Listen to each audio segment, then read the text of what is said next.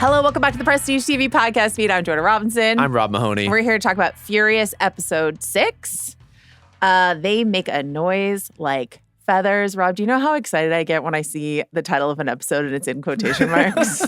I can only imagine. I mean, this is a particularly writerly bit of quotation marks too. So I can see you soaring. They usually are. Well, sure. They're usually like, we got real cute with this one. They did. They waited for Godot. They did the whole thing. But this is plausible. He never arrives. He never arrived. Yeah, who is the Godot of this episode, do you think? Oh, the backup for our girl Alice. We're still waiting. Yeah. Spoilers for Furious episode 6. Of course. And this is sort of like, you know, we kind of, I don't know, cutely, whatever, named our podcast episode last week, Cat Meets Mouse, because the two characters meet at the very end of last week's episode, good old Catherine Grace and Alice, but they spend this episode together. This is Tom and Jerry chasing each other around for a while. Correct. But which one's cat and which one's mouse? We often wonder. It's the endless question. We work at The Ringer, so we have to say the word heat when we talk about cat meet mouse scenes. But well, sure. I have but this some is lady heat. It's a different thing. Oh, okay. Okay. I texted you last night to say, I am going to ask you off the at the jump what the funniest moment of the episode is. A very funny episode of a very dark show. Agreed. Do you have an answer? This is a very difficult question. I found. You're like literally everything Alden does in this episode? So that's the thing. Everything Alden does, subcategory, anytime he's taking Frank Choi for a ride specifically, subcategory, my actual answer, when they are trying to talk to him and he just rolls out of the fingerprinting room and Danny Kelly's like, go get him. And specifically the way that Frank Choi sort of bounds out of the room chasing after Alden, yelling, you come back here. Yeah. What word did I write down for that? Frank trotting after him is what I wrote. It's a good trot. Would you like to officially join the Choi Boys? Well, this is the comedic duo I didn't know I needed. Yeah. So I think I'm still on the Alden side of this thing. Well, obviously we're on Alden's side. I mean, but you're the Choi boy. I am the Choi boy. The way that Frank Choi is like, oh, you're tying your shoes. How long he stays in the crouch. I thought you wanted me to crouch down with you. And the way he just like sort of like slowly unfolds. Right. So I just want to give my guy Frank Choi the credit for like, you know, some Rob Yang's specific choices that he's making. Funny. Just like really, really funny. Does Frank Choi seem like a good hang? No. Does he seem particularly good at his job? No. Also no. Do I like him as a person? No. Mm-mm. Do I enjoy him as a character? Immensely. Surprisingly though, what inspired me to text you was not anything that Alden did. Okay. Marshall in the car, surrounded by beer bottles, listening to Down by 311. First of all, great TV season for 311 after Amber Wild. You know, had such a key moment in Widow's Bay. This is how I know our kind of hybrid demographic has fully arrived. Yeah. Like, we're calling the shots now. Absolutely. Jake Lacey's out here, like, right there in the middle of a guy who would be listening to 311.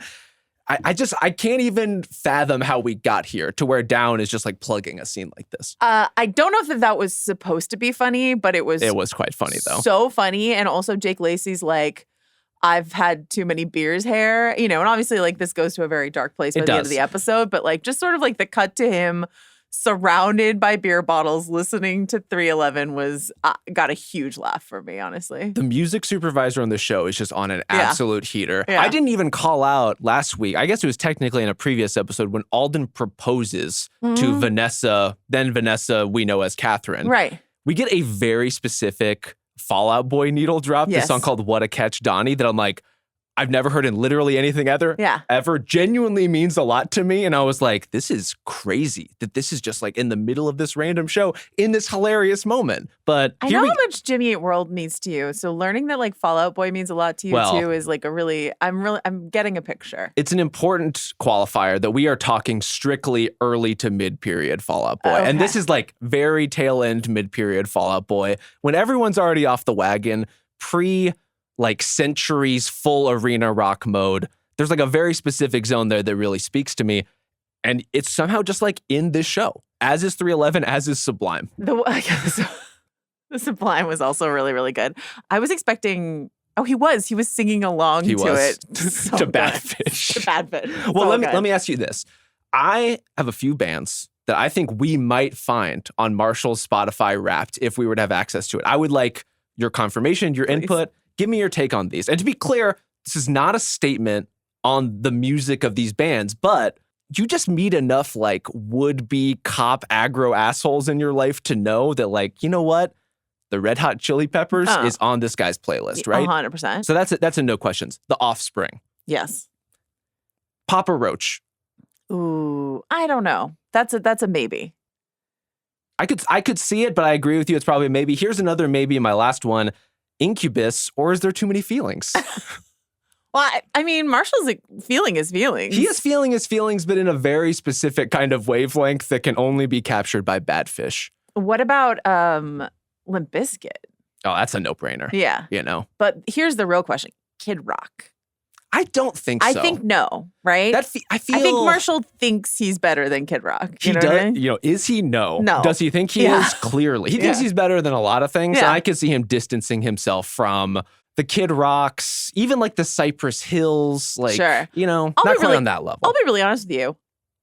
I mean, I don't think it's you're not maligning these artists. I love Sublime, and I will sing along This to is Sublime. not about Sublime at all. Anytime Sublime Yes. comes on. But that's the thing is like Marshall really thinks he's a Sublime guy. Yeah. And I'm like, I'm not sure. And you're saying he's a Sublime with Rome guy. Yeah.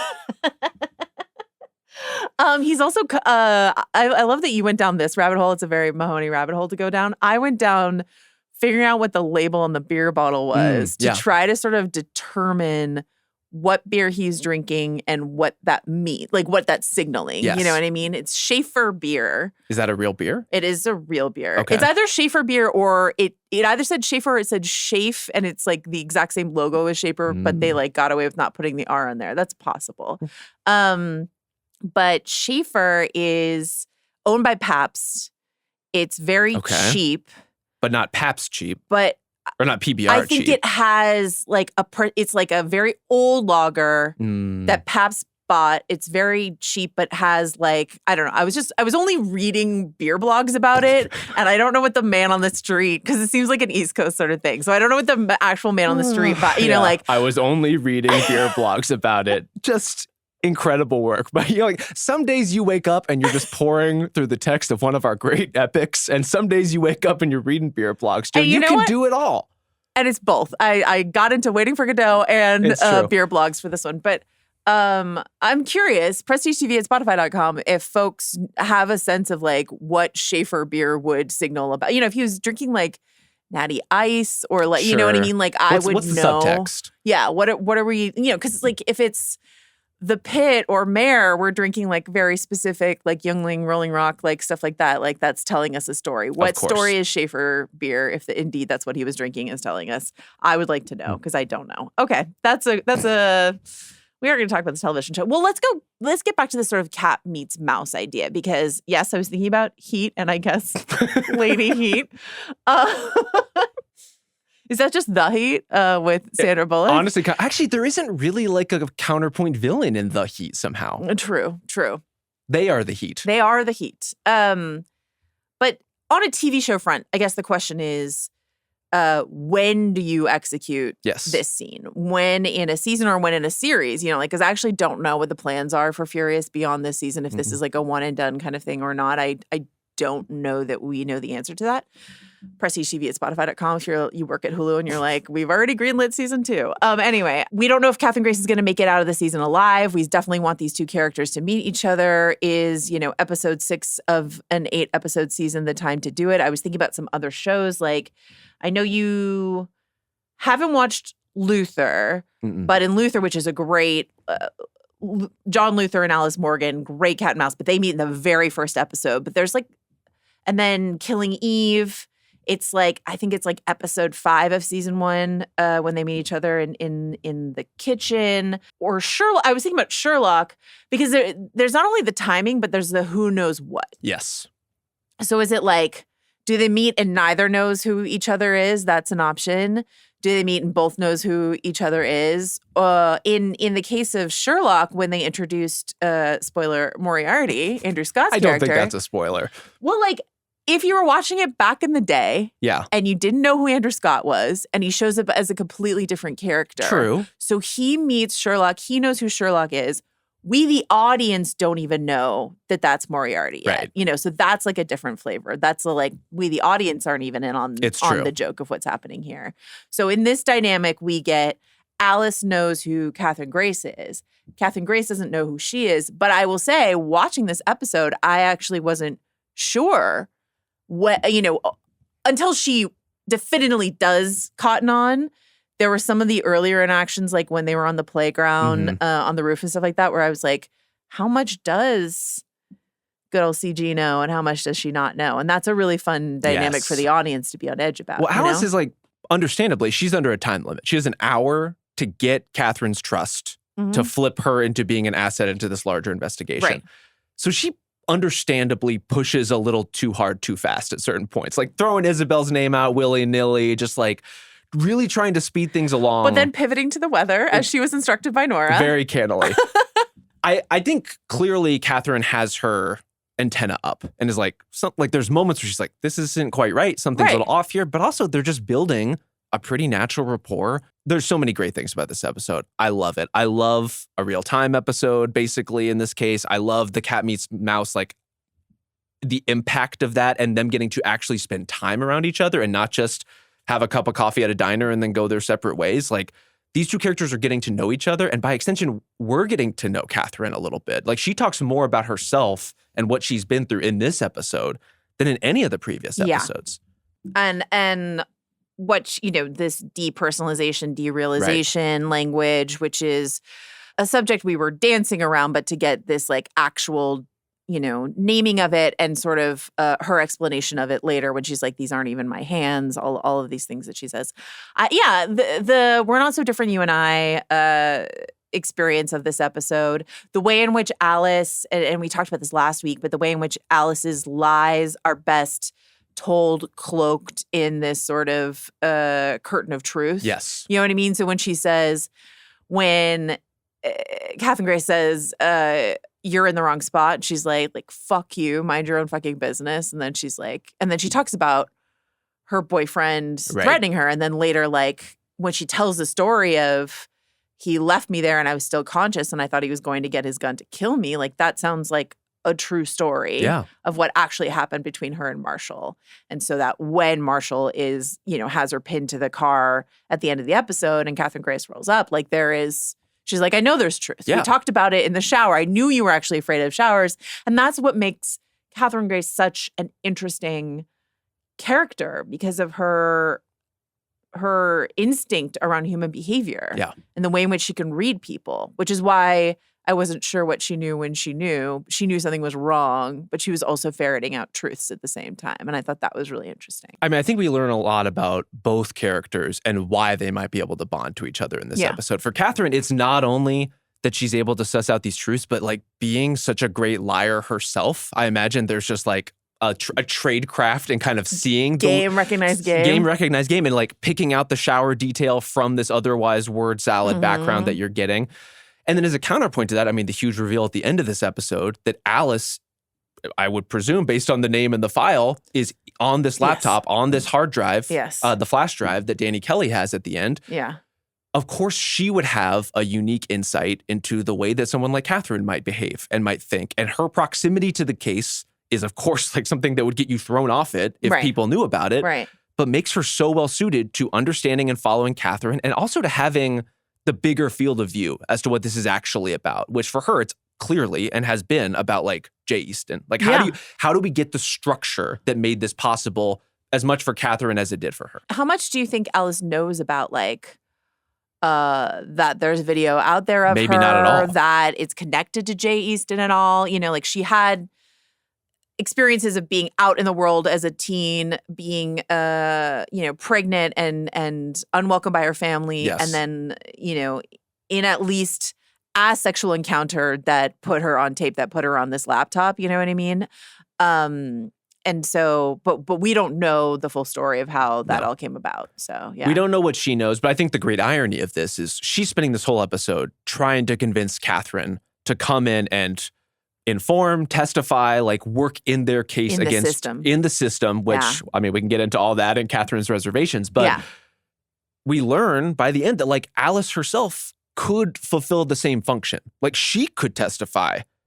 About what? Well, assuming that she had a sexual encounter with Jay Easton when she was a minor. Like the Okay. same thing that she's asking Catherine to come in and attest to. I get possible. I didn't read it that way only because I feel like we would have gotten a different performance from her around like like Jay Easton as a person. Do you know what I mean? So do you think she doesn't know? I mean, for one, based on Jay Easton's MO, like these girls are drugged out of their minds in a lot of Right. cases. She may not even know who it was that she was with or how Right. old they were or what it was. Like Yeah. clearly got pregnant and clearly was taken advantage of, but she may not have the details in the same way that Catherine doesn't have all the details. Something I said last week is like, am I worried about whether or not Danny Kelly's going to make it to the Jersey Shore? I am worried about that. But what I was more worried about is that he's going to disappoint me. And like when he saw the video on the laptop, and he was horrified and closed the laptop, but I was like, what is he going to do with this information? Yeah. Don't let me down, Danny Kelly. Well, let me ask you this. What is the good option? Like, what should he do with this information? Because the end game of this episode and the long track we get here within this hour is like, Nora has basically been kicked out of her post running C20. She's going to be on whatever kind of leave for whatever kind of substance abuse program that, Right. the FBI has. Who do you go to with the flash drive when you are a cop on this joint task force? Ed George is running it on the FBI side. We see our first glimpses of the kind of police apparatus in terms of the leadership in this episode. Like, what is a Danny Kelly to do that will not lead this information in these videos to just be suppressed in the way that everything else has been suppressed? I think the first person he needs to talk to is Alice. So the guy who had trouble talking to Alice about literally anything that's ever happened to her is going to go to her and say, I have seen you at 14 on a video on this flash drive. I'm not saying that he will, but Yeah. I'm saying that's what he should do. For sure. But like that to me is like part of the tension at the end of this episode. Right, because there's no one else. I mean, Nora would be the only other person, but there's no one, you're not going to go to my guy, Frank Choi. No. Marshall is, I don't know, dead? In critical condition?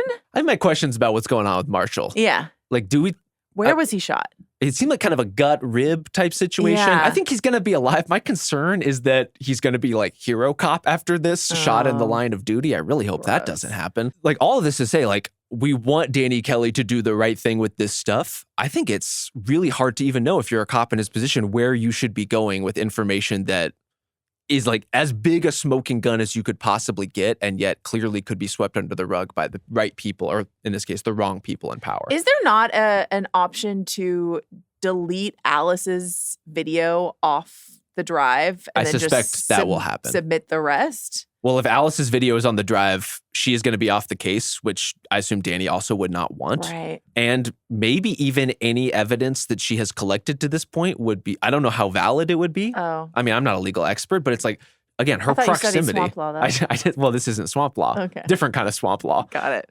What else do you want to talk about in terms of like Catherine and Alice's interactions inside of this? Or Jean as a character inside of this episode who's like, I do love Jean. Yeah, Jean's great, but What a Jean, real one. I mean, she competes in canning in the state fair. I was wondering about that. Oh, were you? What are the competition parameters for canning? Is it not taste? I don't think it is. Oh. I don't it's think like, they open the cans. What? I think it is strictly, look, I'm out of my area. If you are competing in canning, I would like to know about it. You think they just like roll the can to sort of like test the balance of it? I think they test, for one, aesthetics. Clearly, you want like an aesthetically pleasing pickled whatever in a jar. Also, the seal. They're testing the seal. Yeah. Right? The food preservation that is the purpose of the canning. Sure. Do they actually taste what the canned goods? I would hope. Of course they must. But then you're violating the canning. Well, when you understand the seal as you break it. Yeah.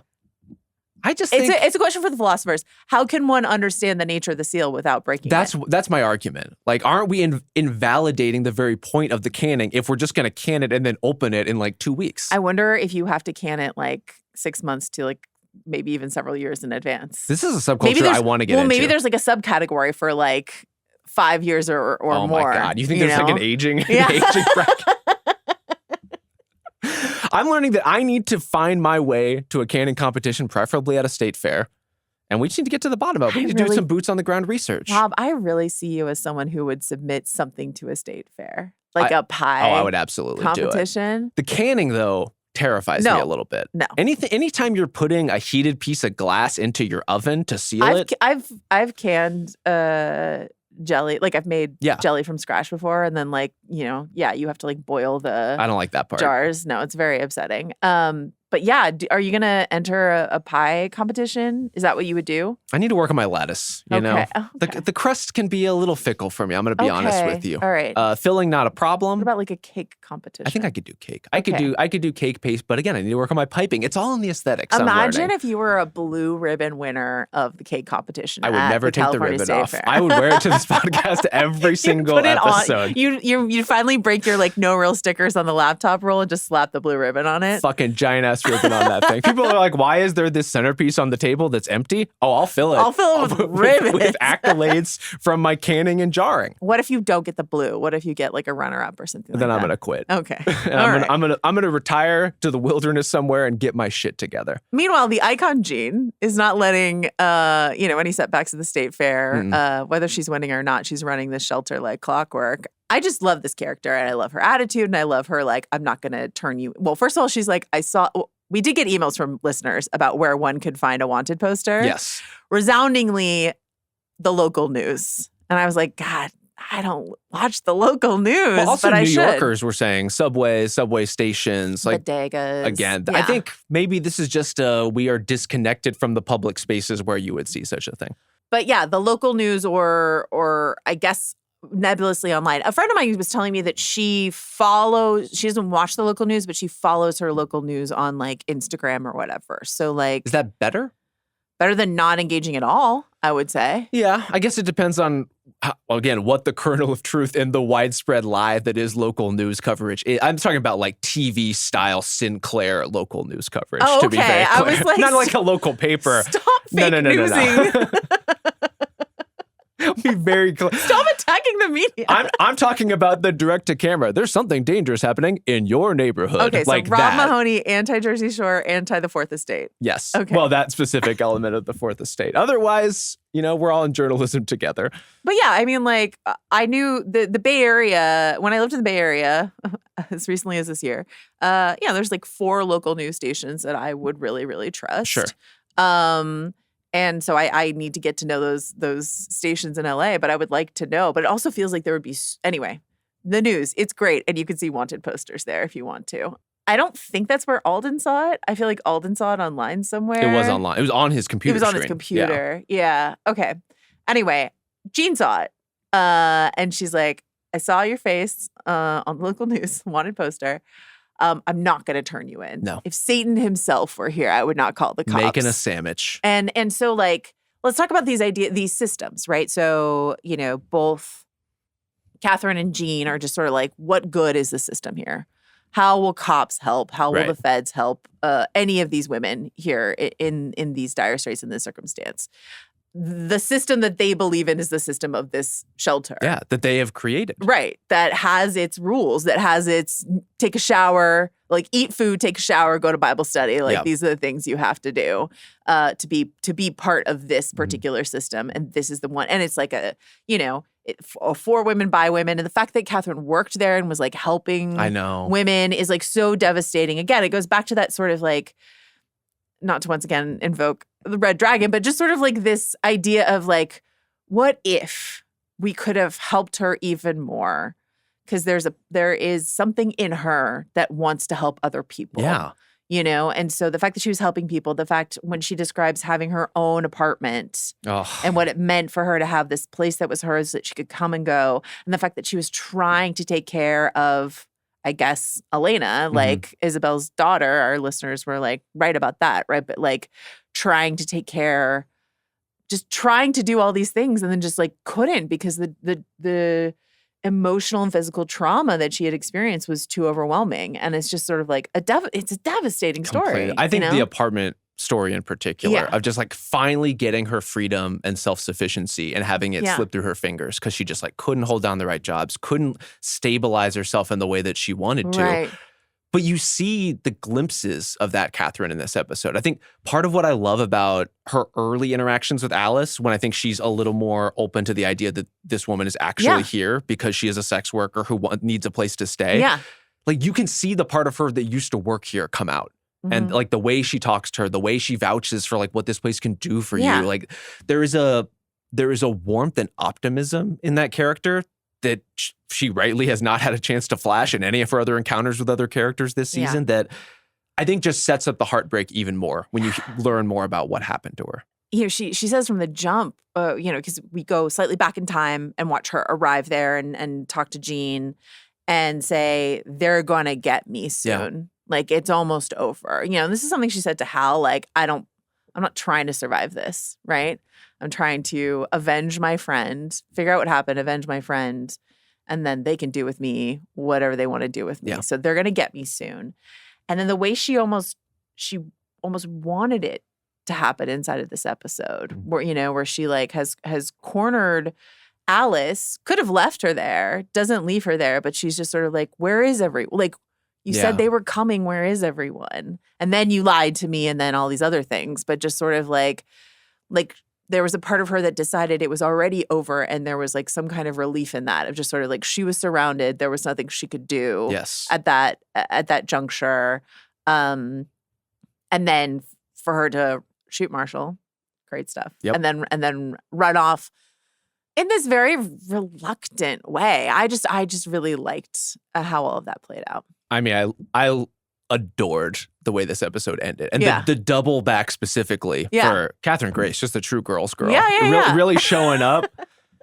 I think here's the thing. Within this episode, and we talked about... I mean, it's lady heat, so, you know. Look, you gotta make it. I think weirdly enough, Frank Choi kind of loops into this too, where, or less him, more Danny Kelly with Alden. Part of why this show works, we talked about its sense of humor and the kind of counterbalancing force of that. Having a buffoon like Frank Choi in the mix, I think, is really important tonally to make us not just be in dire straits all the time. This show understands the power of like a knowing look. And I think some of it, like a lot of it's for comedic effect. A lot of it's Danny Kelly and Alden being like, I get it. Like this whole fucking thing is crazy. Like we can have this moment together. Yeah. And I honestly think a lot of it is kind of like in the Liz Merriweather way. Like this is like a Jake Johnson superpower to me. It's like he can sell that we're all laughing together at this moment. And here at the end of this episode, after Marshall gets his ass shot for being a dick and an abuser yet again, you get the like, what do you want me to do with this guy? Knowing look. And that like moment of pregnant pause where the answer is obviously fucking kill him. Right. But she's not going to say fucking kill him. And so you get this kind of middle gesture that is like honestly amazing and potent. And I could not love the double back sequence any more than I do. But this moment of like, are you ready to cross this line with me? Like, I know this is in you. This fury is in you. Like, you've experienced this. I'm offering you my services. This is something I'm particularly skilled at, right? But you have to say you want it. And then join me on this other side of the law. And she's not ready for all that. The Alden Danny stuff was really good. You know, you invoking Jake Johnson, I was thinking a lot about like Max Greenfield and Jake Johnson, Lamore Morris, and you know, New Girl, which was ostensibly a show about Jess, like really became a show even more about like those three guys and sort of their dynamic, and watching Alden and Danny and Frank like sort of fumble bumble around the office, like really made me think of all of that. It was really funny. But then you get this Danny Alden, you know, real heart to heart, you know, and I mean, Danny just continuing to endear me to him when he's like, let's just get some ink. Break a pen. I don't know. But like, you know, him just saying like, she probably killed your mom, or like, is it love if you don't know her name? And then for Alden to say like, you think love is someone doing everything exactly what you want them to do? That's fucked up. I thought that was like incredibly profound actually, and like really, really good. And then, you know, his Alden talking about how like, you know, do you know how hard it is to find someone who looks at me and doesn't just see the chair and all these other things? And I've been told my whole life I was like unlovable and I didn't deserve this. And now I finally found it, and you want to take it away from me or want to tell me that it's wrong in some way. when he says, "Don't let her die," to Danny after he like indicates where the USB drive is, says, "Don't let her die," and the way that his eyes are filled with tears, and they're still filled with tears when he just rolls into continuing to fuck with Frank Choi. I don't respect you. Yeah, like but his eyes are still so sad. Yeah. When he's just like zipping away from him into the elevator after having fooled him yet again. I just think this is an incredible performance, an incredible episode. I mean, we were so worried that Catherine was going to kill Alden last week based on just seeing too much, knowing too much. This is not a character who leaves a lot of loose ends dangling. Yeah. This week, my concern was almost that he was going to get sidelined, that Alden would be brought in for he would have his initial funny moment at the house, and then they would bring him into the office, and we'd basically never see Alden again, or minimally.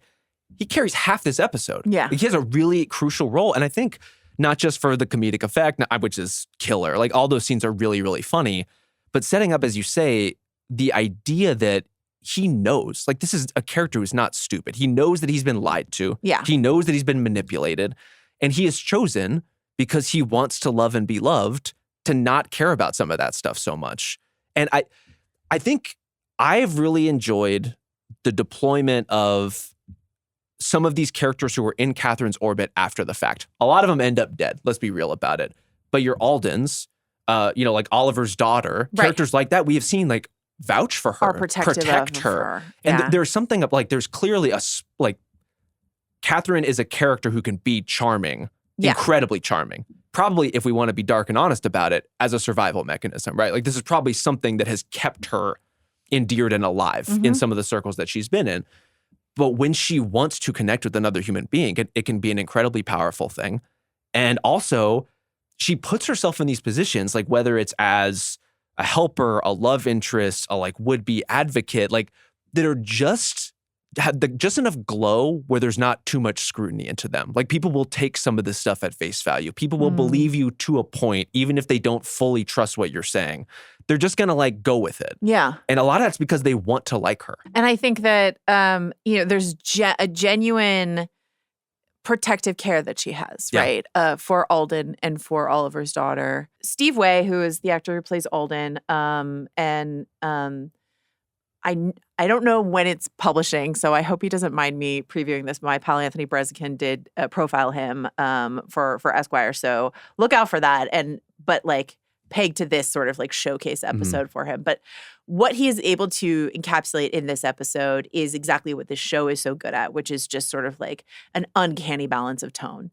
I think tears in the eyes, don't let her die, in the same breath as like fucking with Frank Choi. It's incredible. Is just like such an unusual melding of serious, devastating pathos and comedy. Yeah. Like half of this episode, or two-thirds, like if it's Alden and Nora and Alice and Catherine are like the three sort of sections of this episode, with the side of Marshall sitting in his car surrounded by beer bottles. Sure. Two Bad of those fish, are etc. Two of those are comedy beats, you know, and like Nora's like there's some comedy in there too. But well, that's what I'm saying. Yeah. Two of them are like Nora's slapstick sort of like evading doors, and then there's like the horror, devastation, anger of it. Like there's always that turn inside of the comedy. But I would say if you're breaking this episode into three parts, Alice and Catherine stuff does not have a ton of comedy in it. Some, but not a ton. Them on the playground with her like kind of hurling herself over the playground. It was very childlike. It was, but also very fun. Like again, there is something just like very heartwarming about watching them together in those early scenes.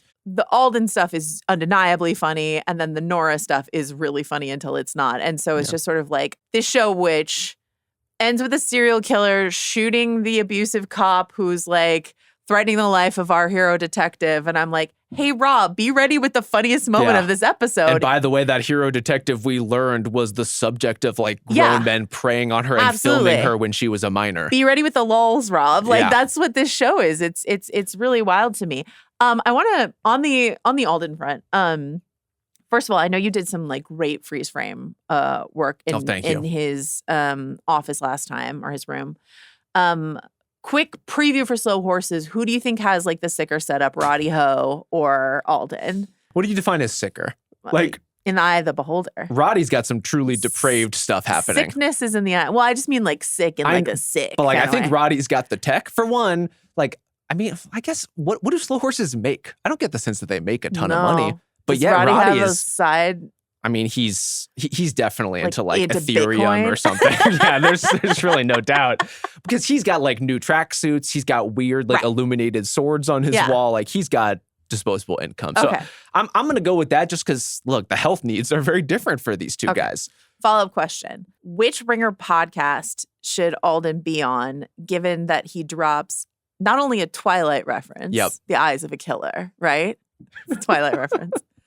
But also, I believe he's referencing the absolutely iconic 1959 Some Like It Hot when Danny's like, do you think she killed your mom? And he's like, no one's perfect. That's the end of Some Like It Hot. I'm gonna be honest, I did not clock that. I don't know, but like it seems like that's the reference there. And I'm like the breadth of reference from Alden, Twilight to Some Like It Hot. My guy's a cinephile. Well, we've been wondering who the third chair on the big pick is. Is it Chris? Is it Tracy Letts? I think it should be Alden. It's clearly Alden. It should be Alden. Yeah. All right. You want to talk about Nora and Ed George? I would love to.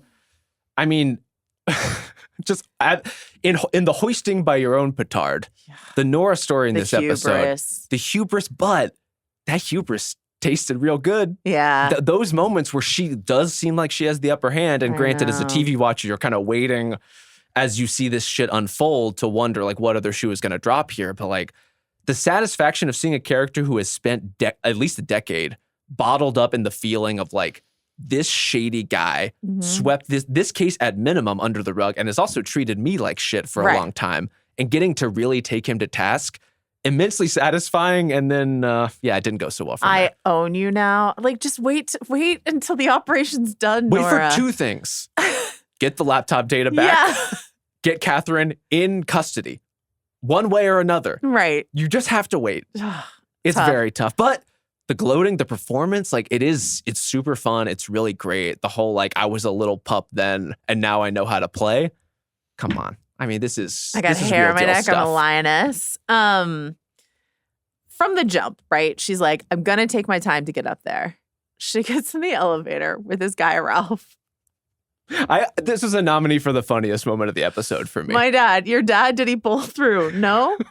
Thought he would. It's just really funny. Thought he would. Really, really good. But yeah, this Ed George confrontation, this connection that she's made. She has cracked part of the case open in a way that she didn't understand. And we see, I don't know if he's getting texts directly from Jay, if this is from Jay's daughter, played by Hope Davis, like who's texting Ed George on the phone, but he is getting direct texts from the villains saying, Hal's dead. What do they know? Keep us informed. Yeah. So it's not conjecture. He is corrupt and he is involved. Clearly. As if we doubted once we saw his face. But like, and she talks about sort of the like, you mentioned this idea of his like, I don't know, outward facing evolution, right? The Ed Georges and the Marshalls, and then just sort of like we learned from a previous time, and I was a victim too of the toxic environment that I was brought up in, right? The version of him at the end of this episode is like, I really want you to get help. Ugh. I really want to see you do well. Gross. Is this the moment when I get to read a section from Waiting for Godot? Please do. Please, Joe. Just take it away. Can we get the lighting modified in here? Just get a clear spotlight. Okay. Let Joe cook. Samuel Beckett's Waiting for Godot, right? She says, she drops the line, they make noise like feathers, and that's the name of the episode. But this is the exchange. All the dead voices, they make a noise like wings, like leaves, like sand, like leaves, silence. They all speak at once, each one to itself, silence. Rather, they whisper, they rustle, they murmur, they rustle, silence. What do they say? They talk about their lives. To have lived is not enough for them. They have to talk about it. To be dead is not enough for them. It is not sufficient. Silence. They make a noise like feathers, like leaves, like ashes, like leaves. Guess what? Samuel Beckett, bars, had some things to say. That was never really in doubt either.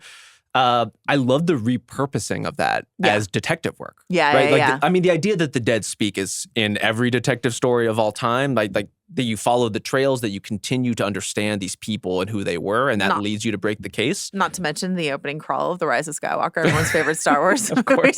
The dead speak. Somehow the dead do speak.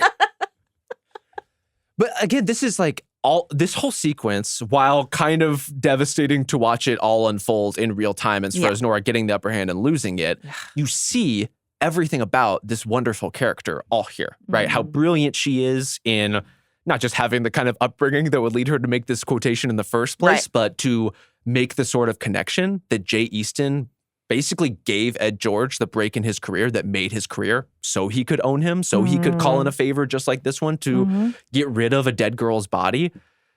And then at the same time, having like her pride to gloat about it too early. And then like her coping mechanism wielded against her to disqualify her in this post and kind of her future in this job. Like it is so much of Nora happening so fast in a way that I think is just like really brilliant writing and certainly just an amazing performance. And I love how this ties into, again, at the end of episode 4, when Nora tells Alice to take a backseat on the, sit this out, burdened as she is by her own guilt or sense of self-preservation or whatever the case may be once she sees that it's tied to this Jane Doe case. And that was such like a disappointing to me moment. Yeah. But that's what I love about the characters on this show is that they can like disappoint me and then I'm proud of them, but I'm worried for them. And then I'm just sort of like, Nora, what did you think was going to happen? She also looked incredible this episode. The way that her blouse like matched the yellow of the FBI jacket. I was like, she's coordinated for task force business. She looks great. That idea of ownership, I think, is really interesting that you bring up because, she says, and I own you now. Right. That's what she says right before he owns her. But that the idea of Jay Easton owning Ed George to a certain degree, and that idea of ownership that's come up a couple times when Catherine, in her seduction of Oliver, is like, I want you to like own me. I want to belong to you. And it's the same thing that Alice said when she was sort of entrapping Marshall of just sort of like I belong to you. You own me. Right. So like the way in which Jay Easton has considered all of these girls, and that there are certain people who just because of their immense wealth and power, just consider everyone, no real person involved, a real succession idea of just sort of like, these are all just like pieces on the board that I own the board and I own every single piece on the board. And that extends not just to these young women who are his victims, but also these institutions that he can puppeteer with his influence. Well, especially I think the inversion of that idea within Ed specifically, right? You mentioned like how Catherine wields that idea against men, right? The idea like, I want you to own me as a manipulation. What happens if your technical subordinate at work, who is a woman, is saying, oh, now I own you. Yeah. And that's really the first thing that lights a fire under Ed George to do basically anything all season. I think that, like, clearly he is feeling squeezed from both directions. And this is the most aggressive that Nora has ever been managing up to this point. Yeah. But for someone who was already under the thumb of this very powerful man to have like an accomplished, successful, like cunning woman also threaten his post from what he sees as below clearly is a bridge too far for him. And it activates something in him that is clearly like evil in a way where he is now, as she says, like putting officers in the line, putting agents in the line of duty She's in like, real harm. I thought even you would draw the line here. Like that's supposed to be the cop code. Like they may not stand for literally anything else, but they aren't going to let other cops die. I do like the extreme lack of haste he shows when he shows up and Marshall's bleeding out on the ground and he's just sort of like, huh. I think all of that's really, and of course the racial component that she brings in when she talks about this diversity hire way in which he menaced her earlier in her career. I really, really, and I mentioned this last week, but I just really like that Ed George is smart. Yeah. When we see him, she leaves the office. He's trying to figure out what's happening with the laptop, and he just lets out this like very soft like fuck. But the camera stays on him because he's just working and he's just trying to figure out what his next move is. And he's sweating. He's like feeling the pressure, the squeeze, as you said, but he's not desperate. He's thinking. Yeah. And that's what makes him a dangerous and worthy adversary for someone like Nora. And he, within minutes, he's like, the laptop has nothing. I've called off I'm going to go pick her up. So like disappear her. Who knows what the fuck he was planning to do with her. Or claim credit for the arrest. Right. But he doesn't want her testifying. So like disappear her or make sure she's shot in the line of whatever, or menace her or pay her off or whatever he was planning to do. But she would be under his thumb. And then bounces Nora, essentially from the department. Mm-hmm. Like incredible work from Ed George, a piece of shit. And as an intermediate step, in order to bounce her from the department, has already placed a preliminary call talking about the alcohol in her breath when she, walked all the way up to his floor earlier in the episode. So it's like all the little steps that he takes to protect himself. Like you can see how this guy has survived as a political animal in this kind of industry. And it's gross to watch, but it's good TV. And also to go back to like Nora and her fallibility, when she says to him, I knew they were going to promote you and I wanted your job. I wanted it. So she admits that like it was driven not just by the system that was working against her good work, but also her own ambition. And just sort of like, I thought not only like, yes, I thought I could do good in that role, but I wanted this promotion and I did that and I've had to live with that. And now what can I do to sort of rectify that or, alleviate my own guilt or, recommit myself to why I got into this in the first place, something I might have lost sight of, but I've reactivated by dredging up this older case. I think so much of this show is an Alice and Catherine showcase as far as who those characters are and the depths of what they have suffered and what brought them here and how they navigate the world and everything around them. But like Nora is an exceptional character. Like, this is an amazing like tertiary or leadership figure that honestly in a lot of procedurals and detective stories we just don't get. Like we just don't get characters that are this rich in this way. Well, they just don't. This role, you're right. This role, I've seen a lot of great actors and actresses play this role of the like sergeant or whatever. And fun or good in their way. But we don't get the depth on them. And so the way in which this show is constructed as a story of like three angry women, complimentary, is fantastic. Furious even. I do want to go back to the kind of shower showdown between Alice and Catherine. There's so much happening there. I mean, we talk from the Ed George perspective, he has made Alice a liar by calling off the support that was circling, the shelter to begin with, which if there was any chance of this happening and there are flickers of moments where it's like, kind of feels like Catherine might be willing to make a trade or barter or kind of like make some kind of arrangement. And then as soon as she gets a whiff of the fact that like, maybe you lied to me, everything implodes. But moreover, the kind of larger conversation they have about what happened with Alice in the first place, when Marshall would pull her out of the shower, when she made an unofficial report or comment about his behavior, and the idea of like, can you trust any of these systems? And how can you, someone who has suffered from those same kind of like imbalances in the way that I have, honestly sit here and tell me that this is going to work? How clearly Alice felt let down by the system. I was wondering if she thought, well, if the NYPD is corrupt like this, maybe the FBI will be like a better place and a more virtuous place. And then she's like, oh, it's the same. It's broken everywhere. We ripped off the mask and it's the same guy. It's the same guy.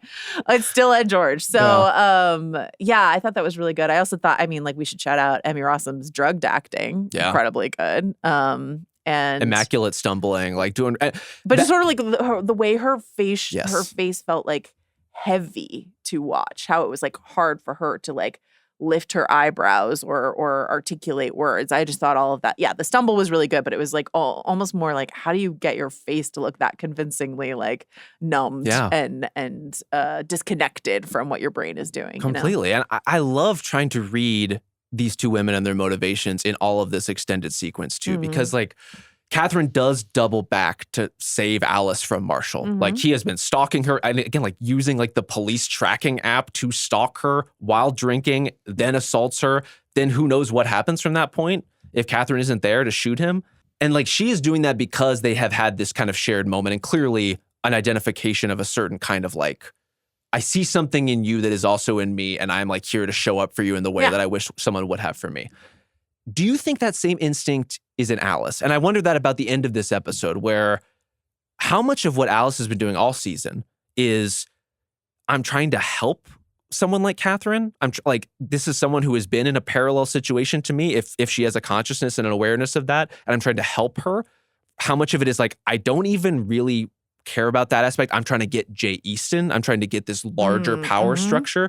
It's just like the ways in which a show that is constantly interrogating women, supporting women versus exploiting them within the system. Like there's so much of a larger machine here that is leveraging everybody all the time, and everyone is just trying to survive. To what extent does Alice like care about Catherine, or is she a serial killer to hunt and a means to get Jay Easton? Like where do you kind of fall in sort of that larger thought process? I think she tremendously cares about her. It was never about justice for the Oliver Charleses of the world. Do you know what I mean? No. She didn't see like, oh, a fellow Elvis Costello fan. I must stand for him. But I think it's a great question about the Jay Easton, because that's also Catherine's agenda. It's true. Catherine's pointing them in a direct. Catherine provided the photo. She's trying to direct the investigation. She was so pleased when Hal was like, oh, delighted. The cops have the photo. And she's like, aha, they're doing the thing I hoped that they would do. And so I think, I mean, if your larger question is like, at the end of the day, is Alice someone who would just like let Catherine get away? Possibly. I mean, especially after she saved her here, you know, like. Is this Heaters' Point Break is what I'm asking. Is she shooting the gun up in the air to let Catherine run off into the wild? I prefer a Point Break, if I'm being honest with you. If this season ends with Catherine surfing the world's largest wave, I will ascend. Okay. That will be the peak for me. I look forward to seeing it. All right. Anything else you want to talk about that we haven't gotten to? I think we covered most of it. I mean, I fucking love this episode. It might be my favorite episode of the season to date. It's mine, yeah. And a lot of that is just like the tight framing, the pressure these characters are under, the ways in which they are all kind of struggling and failing simultaneously, letting each other down, trying to support each other. And like, I just think that the way in which all these characters have been woven together is such expert stuff right now. And I mean, the performances are off the charts. What a great show. What a great show. How lucky we are to get to watch it, to get to cover it. Prestige TV at Spotify.com if you have any thoughts about how what Rob should submit to the California State Fair. Would you want the California State Fair ribbon or the Texas State Fair ribbon? I feel like I might need to is carpetbagging the term where you like move to a different state to try to win an election? I need to move to like I don't want to call anybody out, but a less populated state. I feel like carpetbagging is different. But let's just keep it to the giant states of Texas and California. Which one do you think you're most likely to win? Well, I'm cooked in both. Are you? I'm not operating at that level. These are professionals, you know? Well, yeah. You think the Arkansas pie bakers are not professionals? I think if I go to the Alaskan State Fair, I think I have a chance because there's only like 6 people competing. You know, like that's what I'm saying. Like we need to bring the population down. Those 6 people might be very good, but there's only 6. I bet the pies in Alaska are delicious. Honestly, now what is the term that I'm looking for? It's almost like it's not redistricting, but no, it's like I know what you mean. A candidate specifically, yeah, moving to a state to establish residence so that they can run in that state, even though they're not really from that state. Yeah. So like me competing in the Idaho State Fair. Right. That's the dream. Okay. Can I do enough with the potato to really make that pay off? I don't know. I don't think you want to touch the potato category. I got to go non-potato. Yeah, non-potato. Yeah. If you're in Idaho. But do they even respect a non-potato? I mean, if you're in Idaho, tell us about the state fair situation. I'm just trying to gauge the competitive landscape. Have you read the David Foster Wallace essay about the state fair? I actually don't think I have. What book is it in? I don't know. He wrote it for a magazine, so like a collection of essays. I'll send it to you. I think it's the Minnesota State Fair. It's kind of amazing and eye-opening. The Minnesota State Fair, legendary. Yeah. Also will not be competing in the Minnesota State Fair. No cheese-based, no cheese curds, none of that. Okay. I would like to think about what I could possibly ribbon in certainly nothing 4-H related. I don't know. I want to think about it, but I would also love here's more than like moving to Idaho and, you know, getting involved in potato-based crimes or whatever. I think we need to find the niche. This is like the niche EGOT, like how you win an EGOT by like narrating an audiobook or whatever. So like, what are the niche state fair categories that we could possibly win? I think that's the tactic we need to go for. See, I was wondering more like perhaps in the style of Furious, although with less like trauma and justification involved. Yeah. Do we find a sparsely competitive category and just sort of like make a couple people disappear and we win by default? Okay, so we're killing people now for the ribbons. I did not say that. Okay. Did not say that? That was your assumption? Okay. I'm just saying they didn't show up that day. It's August. We're starting our campaign now. Help Rob and Joe win the California State Fair. You have to murder pie bakers or canners around the state. We didn't say that. Who are we to judge? Thank you to Jacob Cornett, who was here bright and early this morning. We had an early start today so that Rob could go see The Odyssey again. Don't air out my business. He will have already seen it again once you listen to this episode. Shout out Kai Grady. Always. And we'll be back with more Furious soon. Can't wait. Bye.